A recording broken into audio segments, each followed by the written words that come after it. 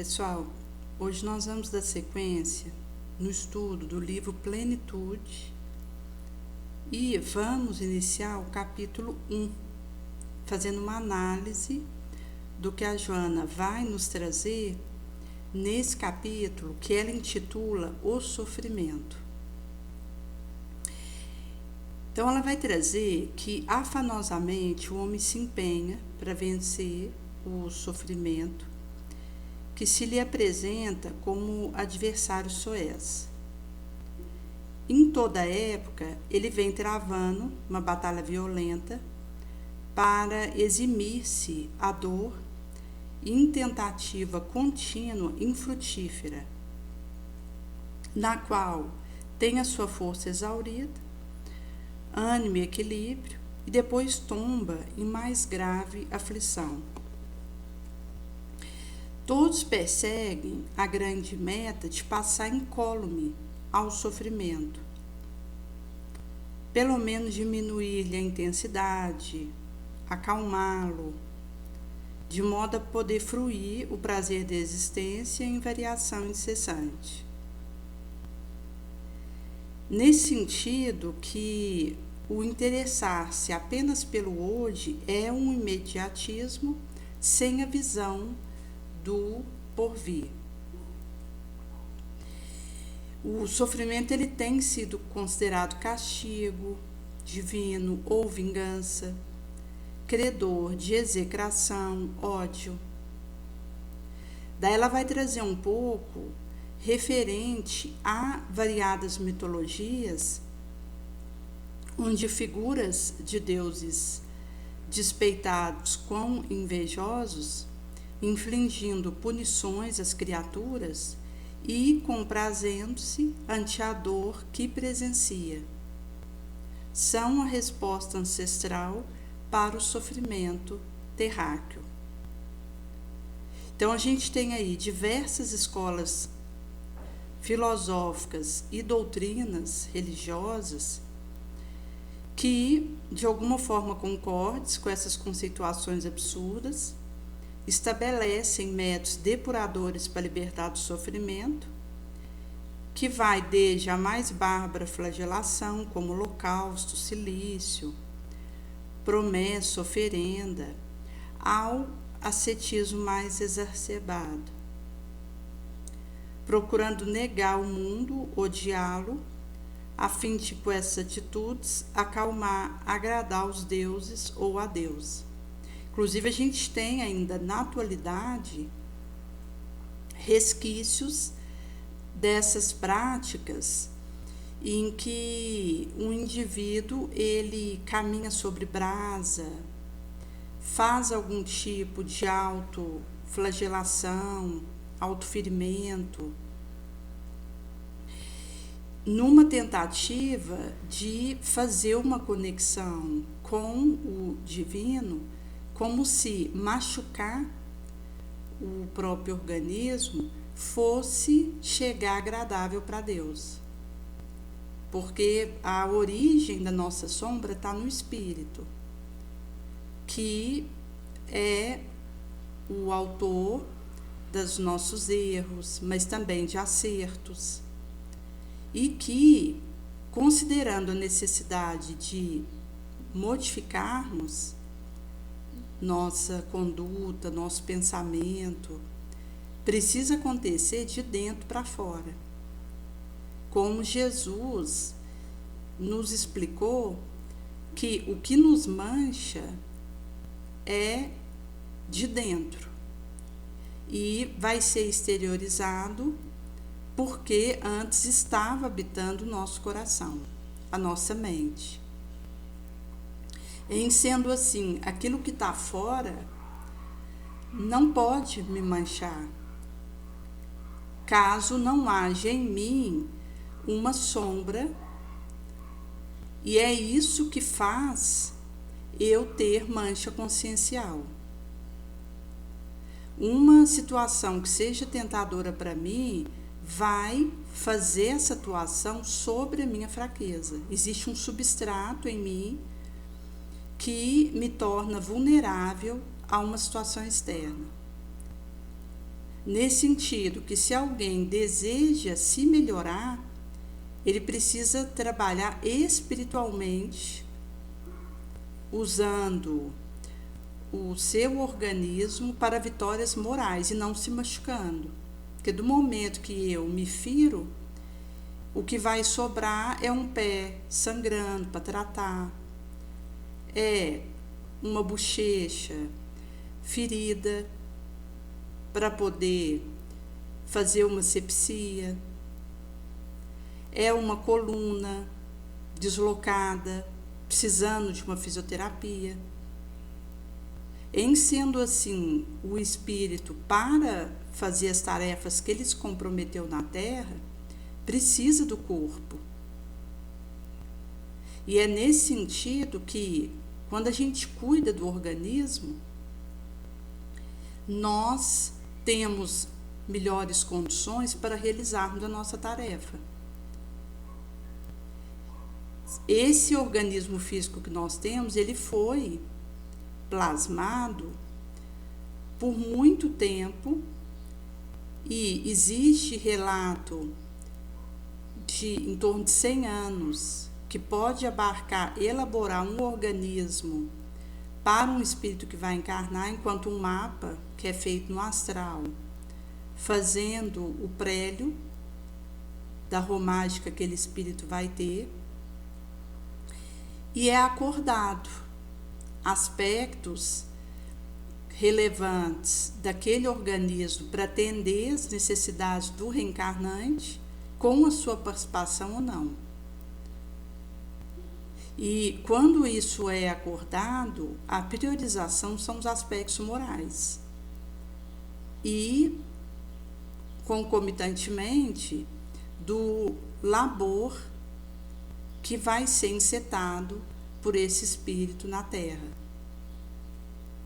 Então, tem reencarnante que, enquanto está no astral fazendo esse acordamento, pede características como resistência, adaptabilidade, força, fôlego, para ajudar ele na tarefa que ele vai desempenhar na Terra. O que um espírito elevado não pede é magnetismo atraente, beleza física, porque isso prejudicaria a sua tarefa. Quanto mais elevado o espírito é, mais ele pede apagamento, anonimato, feiura, visando facilitar o trabalho que ele realizará. Nesse sentido, que quando a gente traz o estoicismo, herdeiro de alguns comportamentos orientais, tentou imunizar o homem, estimulando a uma conduta de graves sacrifícios, sem embargo, desencadeador de sofrimento.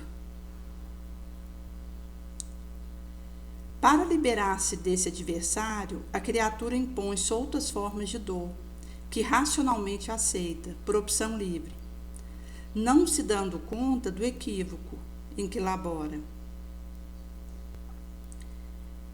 Nesse sentido que ela vai trazer que a dor não é uma punição, antes ela se revela um excelente mecanismo da vida a serviço da própria vida. Porque é um fenômeno de desgaste pela alteração natural da estrutura dos órgãos. À medida que a energia se altera, advém deterioração do invólucro material, que ela vitaliza, e essa disjunção faz-se acompanhada por sensação desagradável, da angústia, desequilíbrio, dor, conforme a área afetada no indivíduo.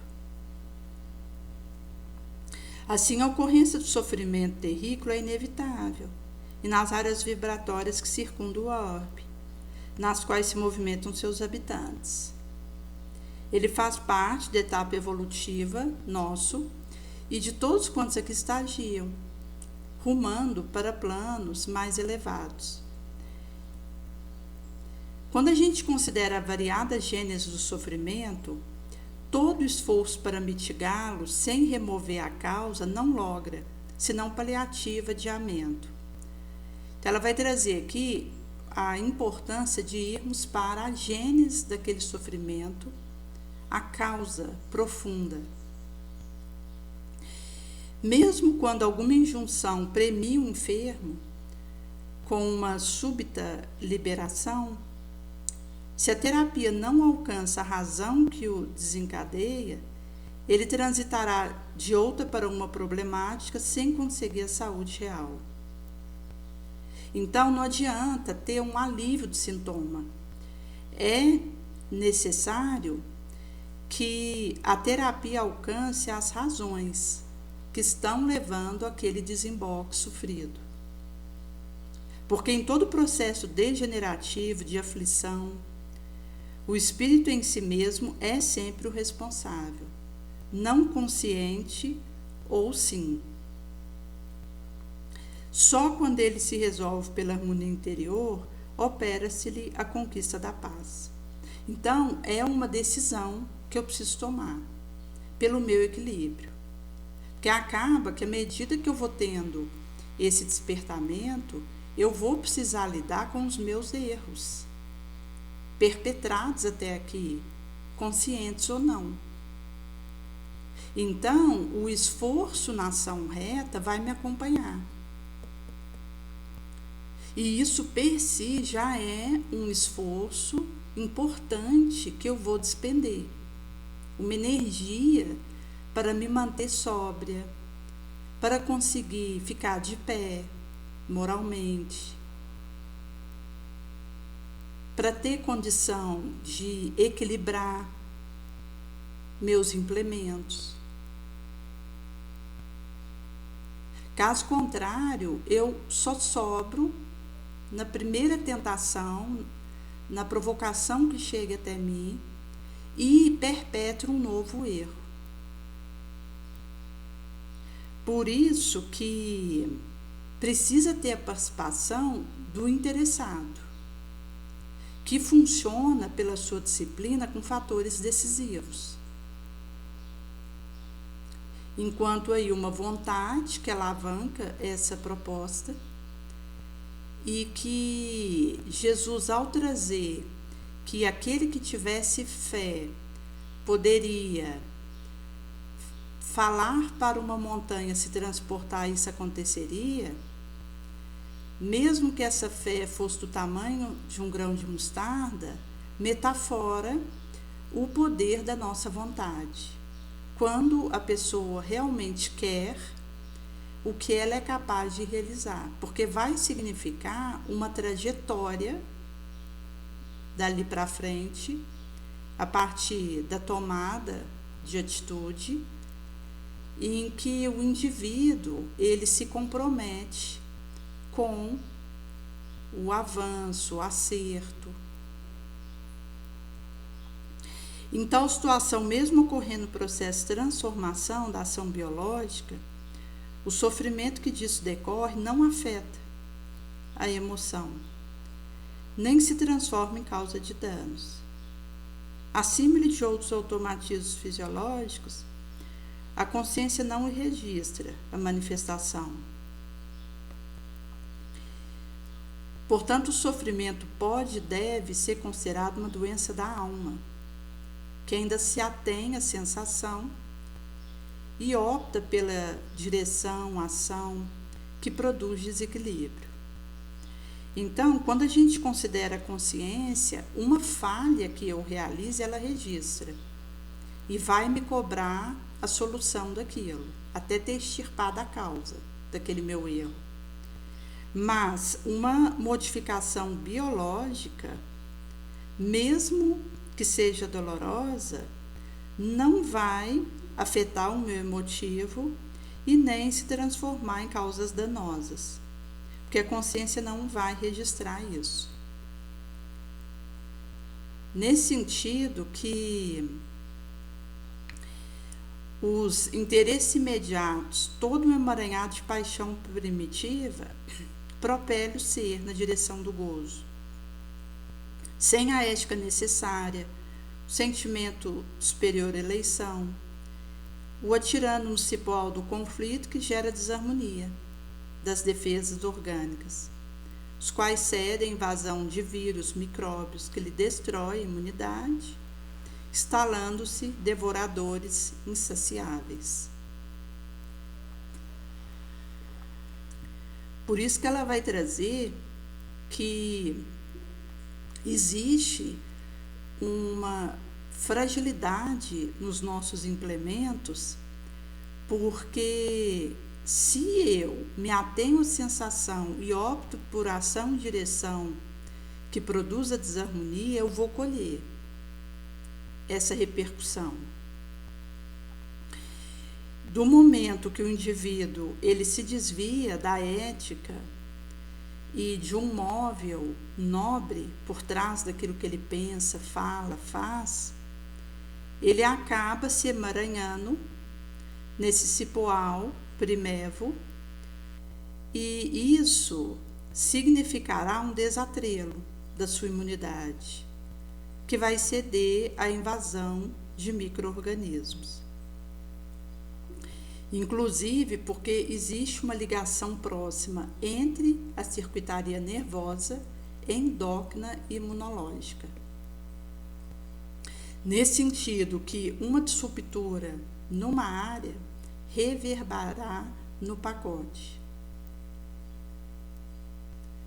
Assim, o equipamento mental hipersensível desajusta, abre campo para instalar alienação de obsessões cruéis. Por isso que, chegado aqui, o indivíduo ele já vai estar, de alguma forma, nessa condição de exposição e de defesa danificada. Inclusive, a ação obsessora, ela atua com larvas mentais, que suga energia, que parasita, e que nessa ação no nosso circuitário leva a uma vampirização das nossas possibilidades. Por extensão, posso dizer que o sofrimento não é imposto por Deus, constitui-se de eleição de cada qual, mesmo porque a sua intensidade, duração, estão na raiz direta da estrutura evolutiva, da resistência moral característico do seu estágio espiritual. A sensibilidade emocional que filtra a dor e a exterioriza. Com ela reduzida, a agressão de todo porte recebe resposta de violência, agressividade. É nesse sentido que, do momento que o indivíduo ele já tem um aparato de resistência moral, ele consegue fazer uma filtração na dor. Então, às vezes, ele pode estar num estado de alteração de um fígado, mas ele consegue responder com mansuetude, com pacificação, com felicidade.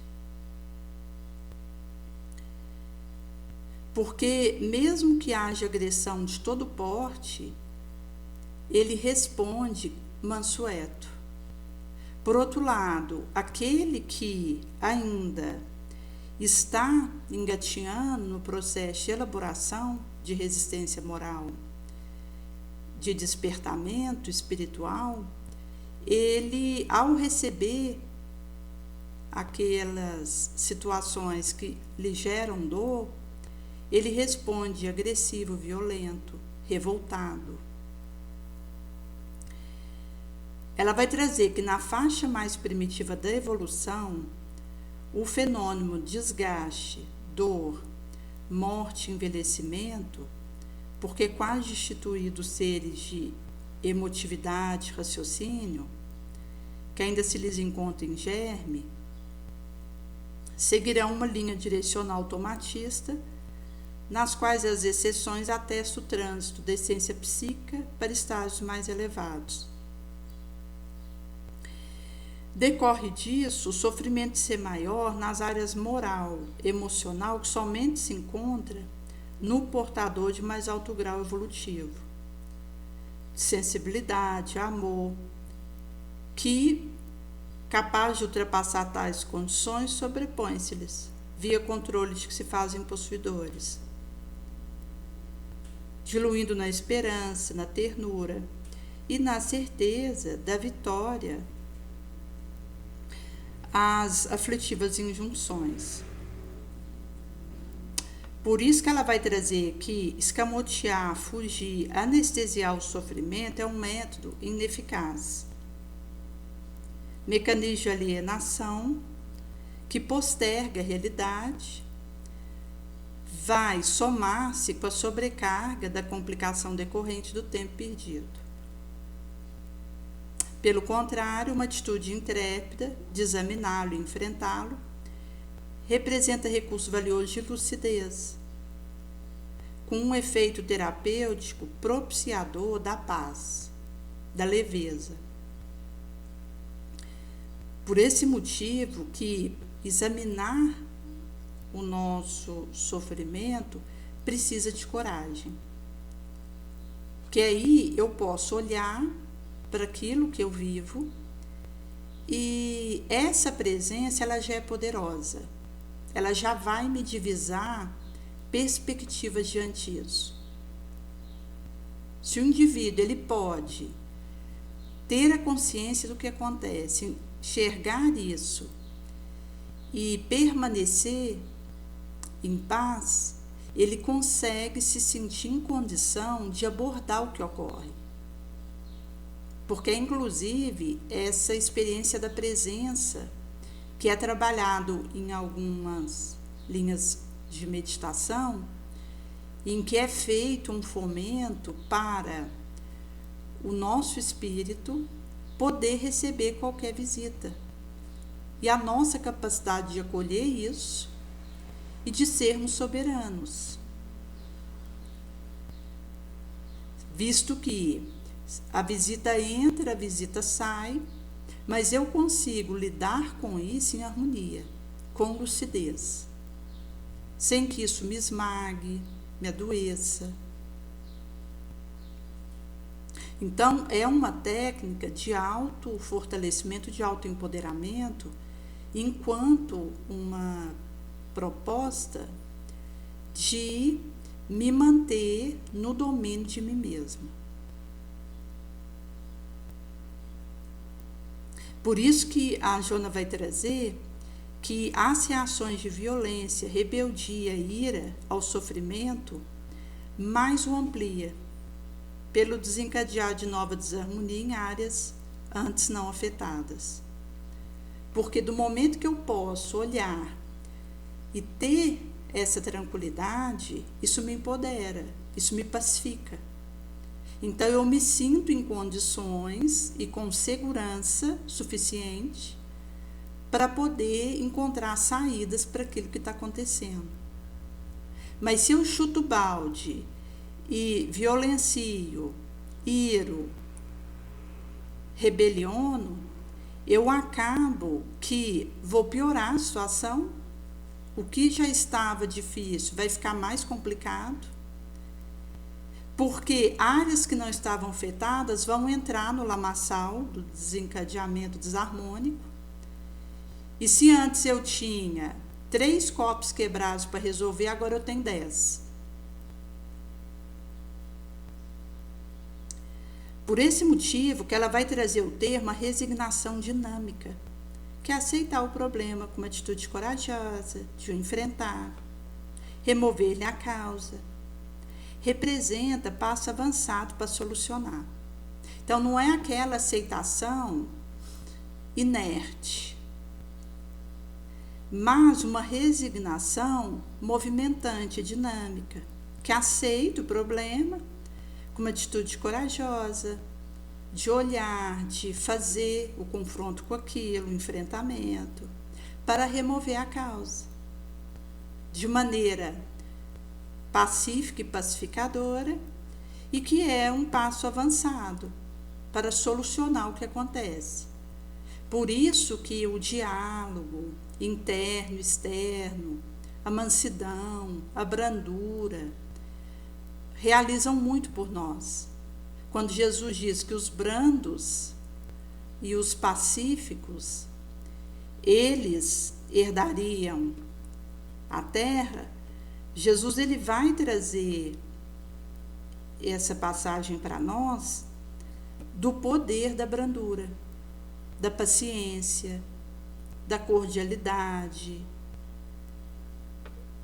da generosidade. Porque quando o indivíduo ele está tomado por essas vibrações, ele consegue o domínio de si mesmo para agir positivamente, eficazmente, em si e no meio onde ele se encontra.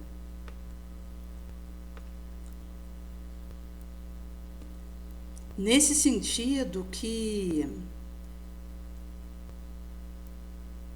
ele vai trazer essa proposta de que quando o indivíduo ele consegue essa atitude, ele está em possuir a si mesmo. É a posse do seu mundo interior que o divisa os escaninhos daquilo que acontece dentro de si mesmo. E, em sendo assim, é possível a harmonia, o diálogo com diferentes partes do que acontece, o estudo, se for necessário, sobre o que aconteceu,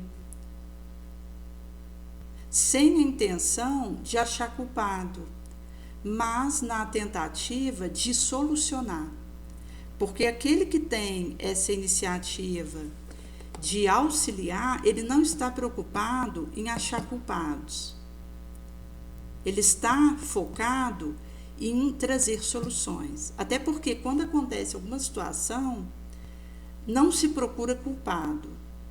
Se é necessário resolver algo que aconteceu, a gente procura os responsáveis. Visto que o responsável é aquele que vai precisar trazer a equação do que aconteceu, solucionando.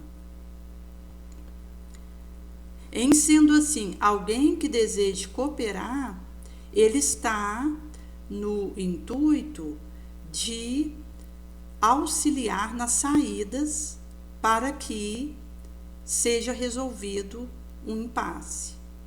Do momento que o indivíduo ele começa a tirar a pedra, a maldizer, a culpar, ele já está numa vibração de revide, de ciúme, de inveja, que vão deteriorar a perspectiva, e daí já não será possível nem olhar para o que está acontecendo, muito menos remover a causa daquela situação.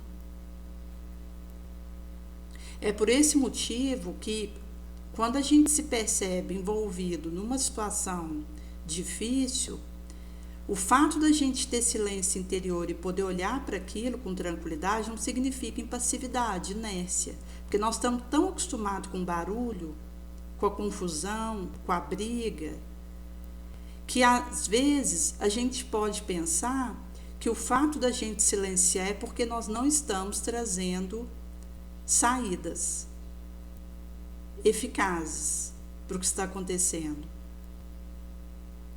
E isso é um erro de percepção que a nossa sombra pode trazer para nós, porque muitos de nós crescemos em ambientes onde o grito era constante, o xingamento, a agressão de todo porte. Então, a gente pode ter a ideia equivocada de que estar solucionando algo é estar brigando, gritando, prejudicando outrem. Pelo contrário, quando eu faço isso, aí que eu termino de desmoronar. o que já está tombado.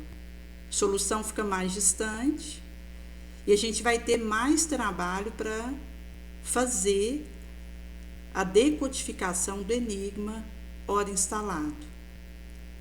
Por outro lado, se a gente consegue essa postura da resiliência dinâmica, longanimidade, a resignação, que age nos metais mansuetos, nós estaremos fazendo um avanço das perspectivas e estaremos construindo um passo adiante.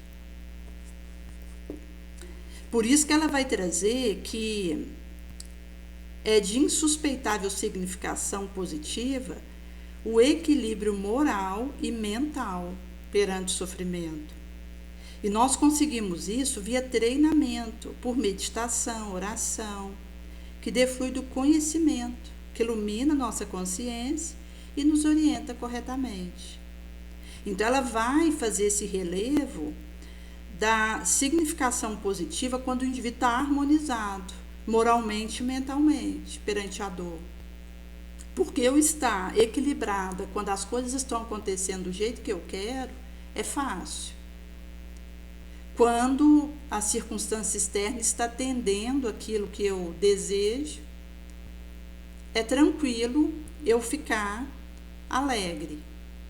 O desafio é quando uma situação a queima-roupa de aflição recai sobre mim, onde eu experimento a dor, eu experimento o sofrimento, a contrafeição. E é nesse momento que manter esse equilíbrio moral e mental vai ser o diferencial. É algo que a gente vai conseguindo pelo hábito, pela disciplina. Considerando tanto a oração, a meditação, o estudo nobre, porque isso vai nos dando uma orientação consciencial correta, positiva, porque é despertamento consciencial. Então, quanto mais a gente vai tomando consciência de nós mesmos, da nossa caminhada rumo a Deus, mais a gente tem elementos para nos mantermos lúcidos no domínio de nós mesmos perante o sofrimento. Por isso que quando eu me conheço na condição de espírito imortal, processo evolutivo via experiência reencarnatória, isso representará uma alta aquisição de valor para compreender, considerar, vencer o sofrimento. Faz parte do modus operandi de todo terrícola. Só advogar que o sofrimento é a única certeza da vida, sem compreender que ele está na razão direta, seja da conduta remota ou próxima, mantida por cada qual. Nesse sentido que a presença resulta do distanciamento do amor, que ele é o grande e eficaz antídoto. Nesse sentido, o sofrimento ele vai acontecer devido ao distanciamento da nossa capacidade caritativa. Porque o amor genuíno que Jesus nos traz é o eficaz antídoto e que vai fazendo a reabilitação e a cura das nossas engrenagens profundas, lubrificando nossas peças. Interdependentes, sofrimento e amor são mecanismos evolutivos. Quando um se afasta, o outro se apresenta. Às vezes, coroando a luta na etapa final, ei-los surgem simultâneos, sem os danos que normalmente desencadeiam. E aqui ela traz esse aspecto da nossa conduta remota ou próxima, que vai ter consequências legítimas. E o espírito, ele esculpe via epigenética nos refolhos de si mesmo alterações. que ele viverá a partir do remorso e do arrependimento por erros transatos. Mas mesmo se a gente estiver considerando nessa vilegiatura, isso já funciona. A história dos mártires nos atesta a legitimidade do sofrimento e do amor coroar a luta, simultâneos, mas sem os danos. Porque aquele que chega até o fim de uma etapa como a encarnação na Terra, vitorioso, ele faz isso pelo sacrifício. E chegado aqui, ele mesmo na renúncia, no sacrifício e no suplício, está feliz. Ama. Acima de todos eles, destaca-se o exemplo do Mestre dos Mestres, lecionando pelo amor a vitória sobre o sofrimento durante toda a sua trajetória, principalmente nos momentos culminantes do Getsemane ao Gólgota, e daí a ressurreição. E nesse sentido que ela vai trazer para nós que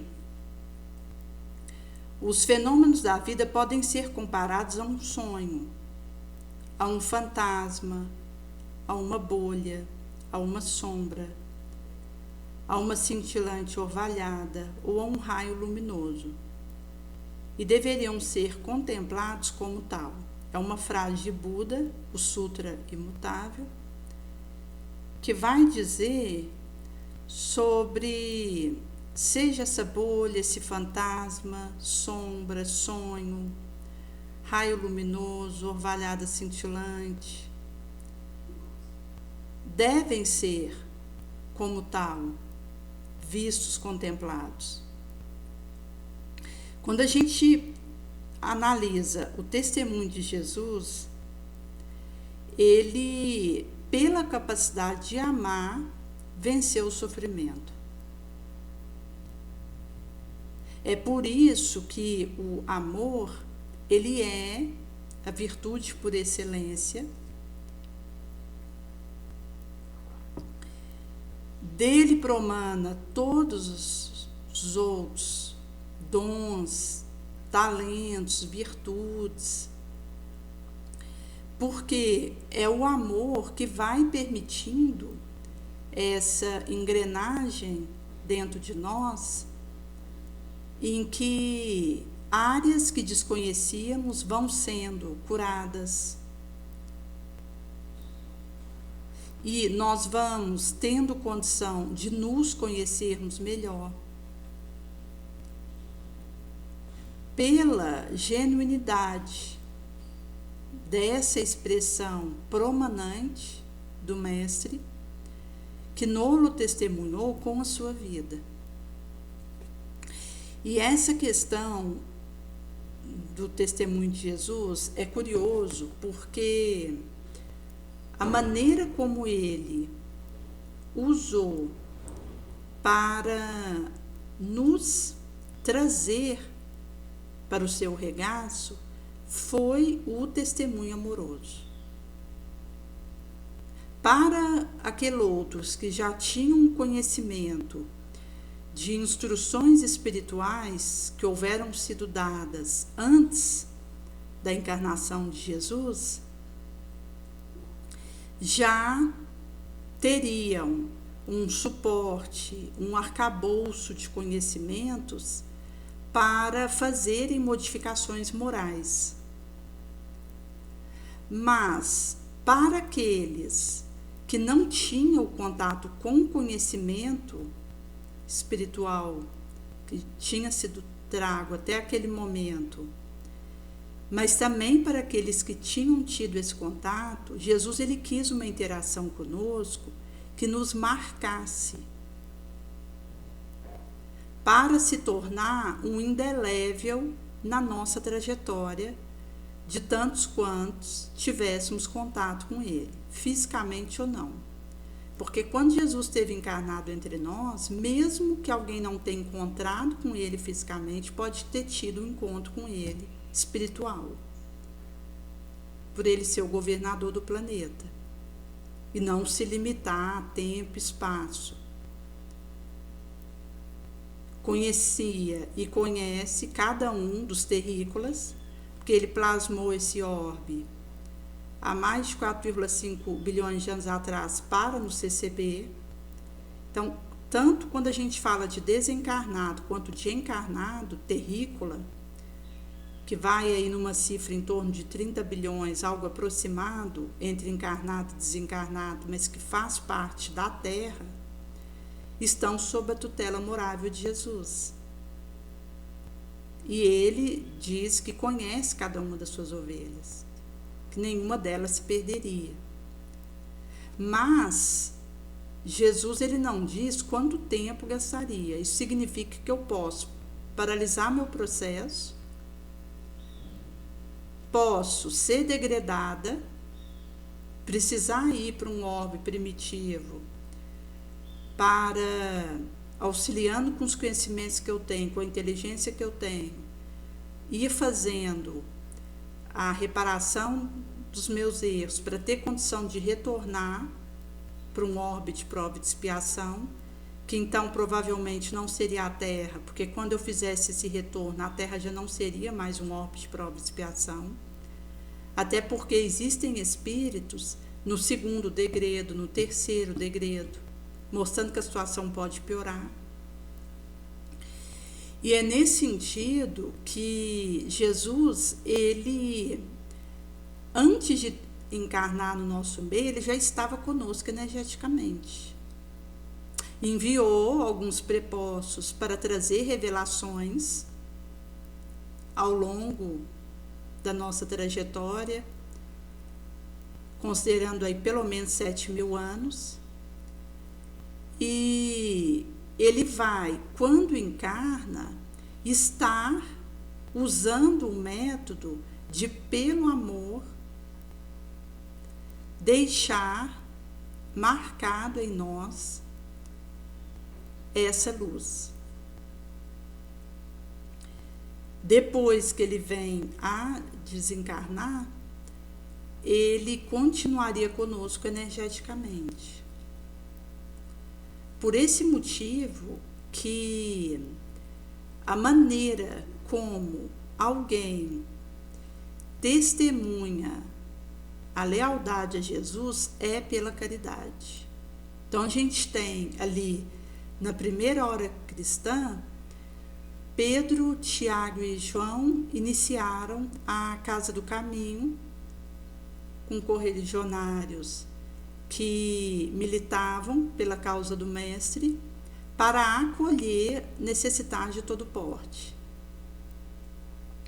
Tantos quantos foram prepostados por Jesus, que vieram antes dele estar encarnado na Terra, não deixaram discípulos, seguidores, que pela caridade faziam ações no mundo, como aconteceu com Jesus, onde, após a sua partida, inicia-se reformas no judiciário, no atendimento a idoso, na proteção ao infante, na condição do prisioneiro, onde a gente vai avançando na humanização, no acolhimento, na dignidade. Porque essas foram as marcas impressas por Jesus. Por esse motivo que ali, naquela primeira hora cristã, inicia-se a Casa do Caminho, que acolhia doentes, desenganados, aqueles que estavam isolados da convivência por algum tipo de doença considerada contagiosa, discriminados de todo porte. Nesse sentido, vai acontecer uma revolução na maneira como nós nos tratávamos. Porque esse foi o objetivo de Jesus quando veio ter conosco. E é por esse motivo que aqueles que realmente decidiram por seguirem a Jesus passaram a amar. E isso que vai mostrar como um santo, um mártir, um herói, mesmo no suplício, ele está em paz. A gente tem a figura de Maria de Madalena, que por ser preconceituada na época, não foi aceita nem na casa do caminho. Ela teve a porta fechada para ela e foi para os populares leprosos e de doenças contagiosas correlatas fazer atendimento, entregando um penso, um pão, uma água. E outros vieram ajudá-la nesse trabalho, em regiões érmidas da cidade, que ficavam distantes das coletividades, porque leprosos não poderiam conviver com outras pessoas que não tivesse essa doença. Eles ficavam afastados. De tempo em tempo, vinham grupos deles na cidade para pegar mantimento, água, então eles tinham que pôr uma sineta no pescoço e trombetar aquilo para quem estava na casa saber que o leproso estava passando por aquela rua. Aí o indivíduo ali dentro deixava na porta doações e voltava para dentro de casa. Aí aquele corrimão de doentes ia, pegava a doação e saía da cidade. Então não podia nem ter contato entre alguém que tivesse a lepra e alguém que não tivesse. E Maria Madalena, ela decide ir para o meio desses doentes e auxiliá-los. Depois de alguns anos, ela pega a lepra e nessa altura já tinha outros militando junto com ela. Inclusive, Zaqueu, ele, num primeiro momento que encontrou Jesus, ele fez a distribuição de metade dos seus bens, mas, num segundo momento, ele terminou de doar o que ele tinha de recurso financeiro, largou a cobrança de imposto e iniciou um trabalho de fabricação de utensílios domésticos, inclusive considerando que ser cobrador de imposto naquela época era desonesto, pela usurpação que acontecia, a extorsão do dinheiro do povaréu, e ele então larga essa profissão, inicia a elaboração de utensílio para os lares e vai ajudar Maria Madalena no atendimento àqueles populachos leprosos. E assim forma-se uma comunidade. Ela pregava aquilo que tinha ouvido diretamente da boca de Jesus. Nesse sentido que, quando passou esses 30 anos que ela estava ali com aqueles sofredores, fazendo a divulgação da Boa Nova como recebera da boca de Jesus, e muitos ali enfrentando a doença com resignação.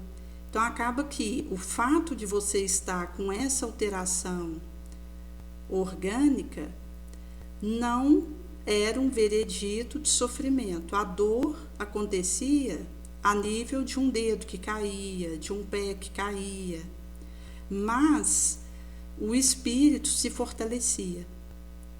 E foi o que ela própria testemunhou quando pegou lepra e se dirigiu até Éfeso. numa viagem que ela fez a pé com dificuldades infinitas. Ao chegar lá, ela tomba no chão, é reconhecida por um cristão que a transporta até a casinhola de João e Maria, onde Jesus vem buscá-la no momento do seu trespasse.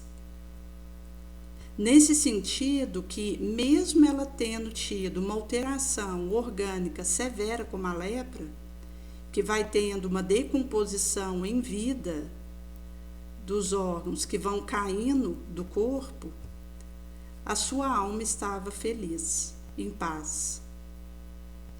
É nesse sentido que a dor, ela é obrigatória, mas o sofrimento é opcional. Enquanto aí, uma passagem que eu posso sair e elevar. Por isso que o aspecto da dor, ela acontece o nosso estágio. No orbe que nós vivemos, estagiamos, a presença da dor, ela é necessária porque existem escolhas que nós fazemos que não são pelo amor. E quando isso acontece, a opção é pela dor. Se eu faço essa escolha pela dor, por não ter aceitado o caminho do amor, que seria mais suave, mais tranquilo, acaba que, se eu vivo essa experiência de maneira revoltosa, isso volta para mim piorado. E se me encontra rígida, impermeável ao amor, vai chegar na forma expiatória. Então vai ficando mais severo a experiência. Caso eu não tenha me resolutado a viver isso pela caridade, pela paciência, resignação. E quando a expiação acontece, pode ser que vou precisar de mais expiações daquela situação para que a causa do mal seja extirpada de dentro de mim. Porque a gente tem a tendência de cair na expiação. E é nesse sentido que, se eu revolto por estar vivendo uma dada expiação, que é uma experiência penosa, imposta, que tem uma intensidade importante de dor, que é um período maior do que a provação,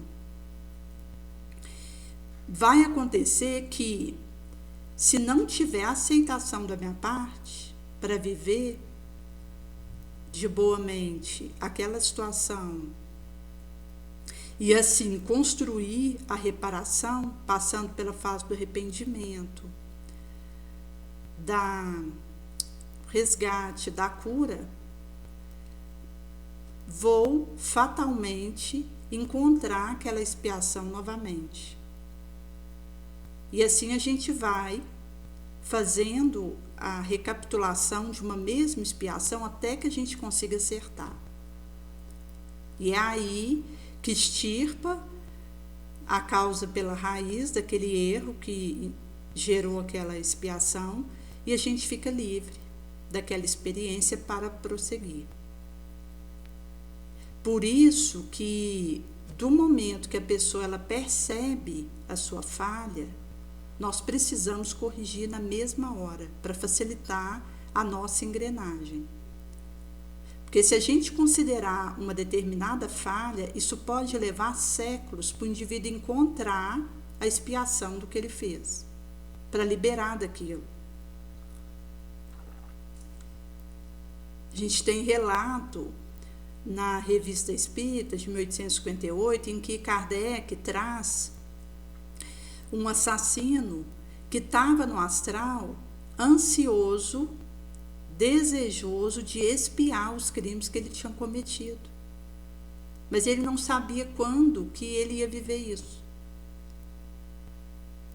visto que, pelo fato dele estar numa região trevosa no astral, com a consequência dos crimes que ele perpetrou e tendo a visão das suas vítimas, que estavam felizes, e ele, infortunado, percebia que somente pela expiação ele poderia se aproximar da felicidade que ele via nas vítimas.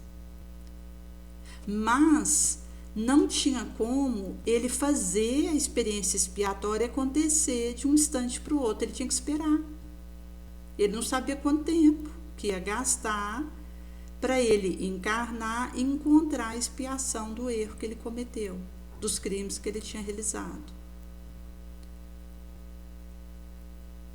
Nesse sentido que, até mesmo quando a gente percebe a preciosidade que é a dor, que é a expiação, a gente valoriza essa ensancha, porque a gente percebe que fomos agraciados com a expiação e que fomos considerados dignos de sofrer.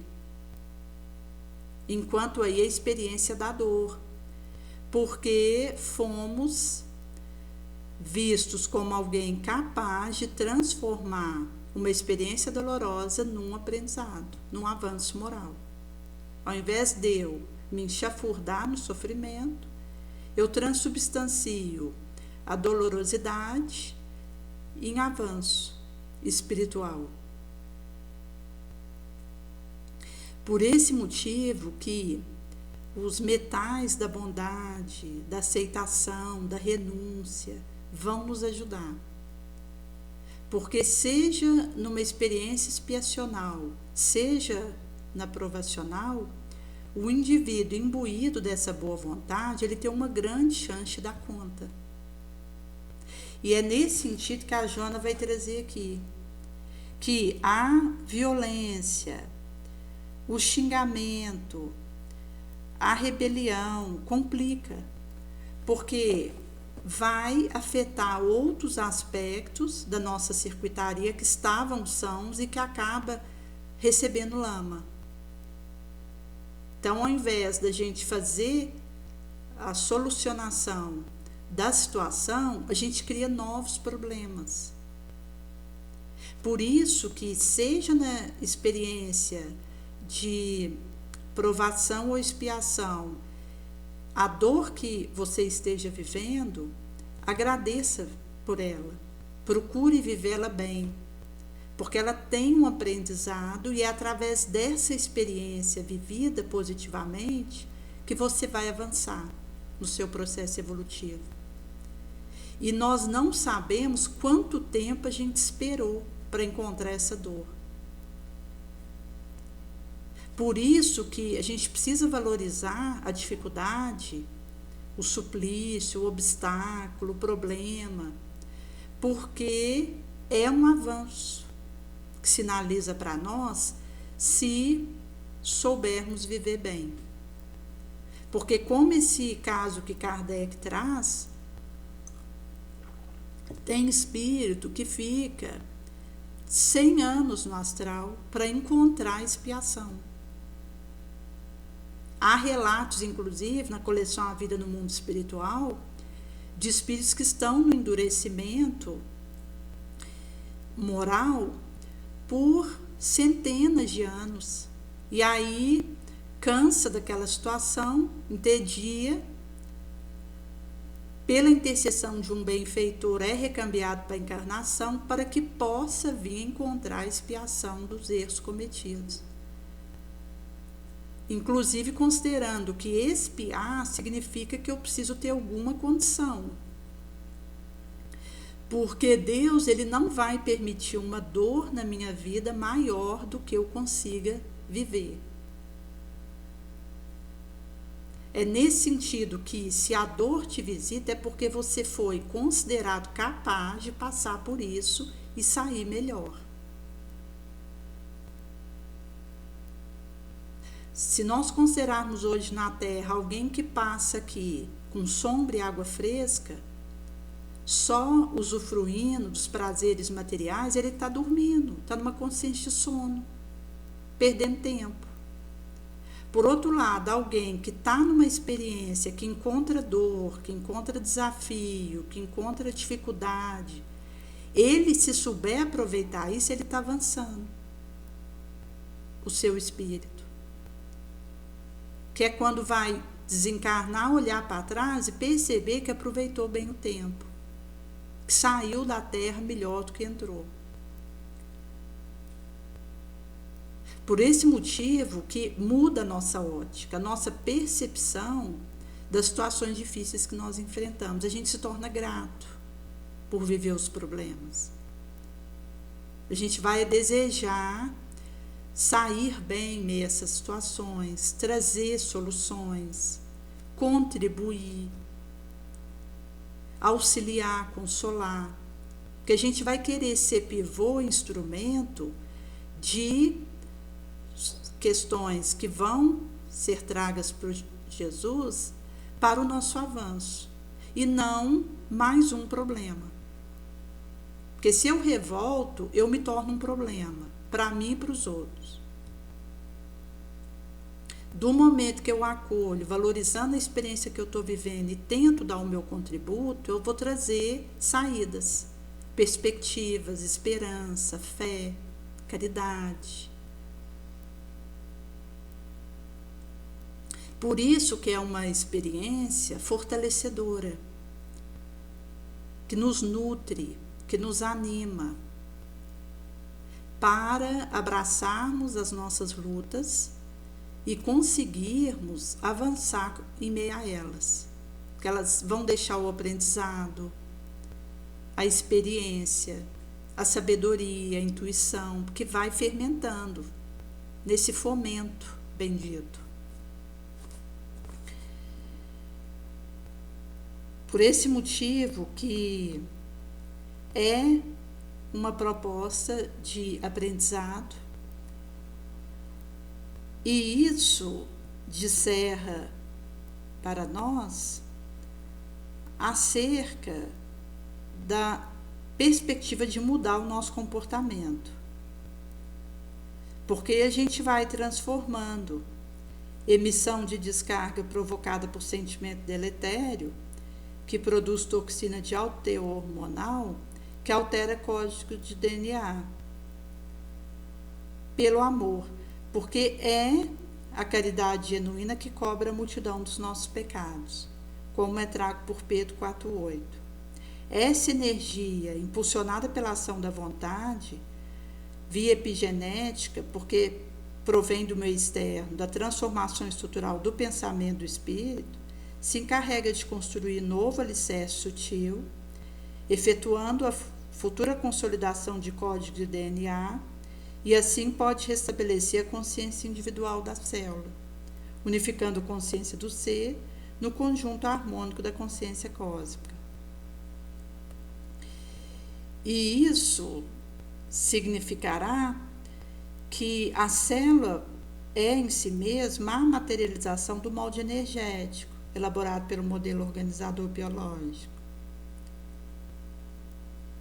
Com o nosso pensamento, o nosso sentimento, a nossa atitude, nós construiremos laços de alegria e afeto ou algema de constrangimento, aversão, que precisaremos reencontrar. Então, quando a gente considera, por exemplo, os integrantes de uma mesma família, são continuidades de experiências pregressas que está acontecendo ali, objetivando que a gente substitua a aversão, constrangimento por afeto, por amor, por positividade.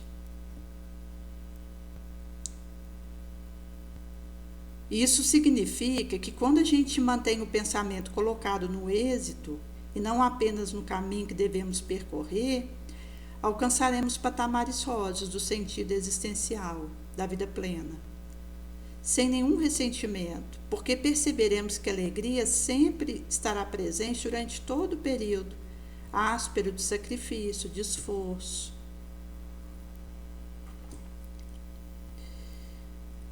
Quando a gente tem esse pensamento,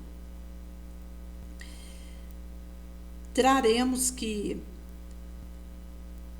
a gratidão por sermos considerados dignos nos acompanha.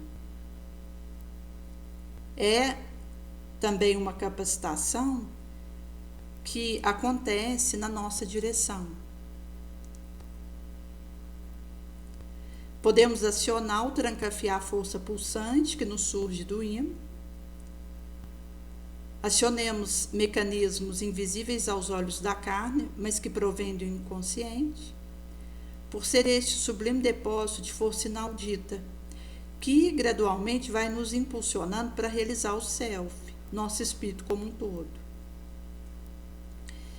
Trabalho de milênios de gradativo autodomínio perante as forças titânicas pertencentes aos períodos de nossa infância espiritual, onde a gente vai eliminando o mal moral e orgânico que expressava distonia, a evos fixadas em nosso passado espiritual, usando-se da resignação dinâmica, largando horizontes de libertação. Caso contrário, nos prenderemos na revolta contra as leis divinas, daremos maior curso a um estado de espírito enfermiço, que é o grande responsável pelas conjunturas que nos vitimizam. Mergulhado no corpo, dele saindo, nos acompanhará as conquistas adquiridas, que nos servem de vestimento para experiências mais audaciosas. O self se desenovela dos impositivos egóicos até esplender o magnífico sol de autorrealização. Por isso que nós estaremos a par com essa possibilidade. A depender do nosso empenho e do nosso querer para realizarmos a obra dentro de nós, que eu posso fazer por mim. O outro não pode realizar isso para mim, é eu que vou precisar fazer. Se ao perceber que eu estou tendo a ensancha de viver as experiências que mesmo crúcias, dolorosas, são o caminho da minha libertação, eu abraço, sorvo até o último gole, dando o meu melhor e me capacitando para atravessar essa ruela.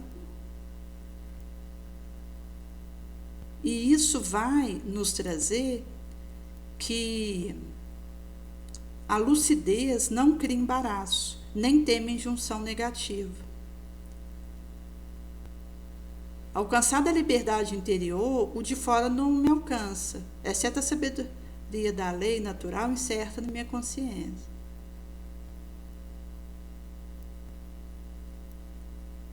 E aí nós poderemos sair da estorcegão na trágica convulsão da inconsequência, de infração à lei divina, se semearmos na carne, da carne colheremos corrupção, mas semeando no espírito, do espírito colheremos eternidade. Consta em Gálatas 6, 7 e 8. E uma coisa que nos ajuda é a humildade. Porque quando a gente tem essa perspectiva da nossa fraqueza, a gente se equipa de instrumentais onde a gente cai menos e acerta mais. E Kardec vai trazer esse recorte para desconfiarmos de quem exalta o nosso orgulho, porque isso é tentar nos conquistar pela nossa fraqueza. Por isso que nós na Terra estamos com essa proposta de Jesus. o sacrifício, o devotamento, o esforço que eu fizer para me vencer é secundado pelos bons espíritos, que percebem o meu movimento e vêm em meu auxílio.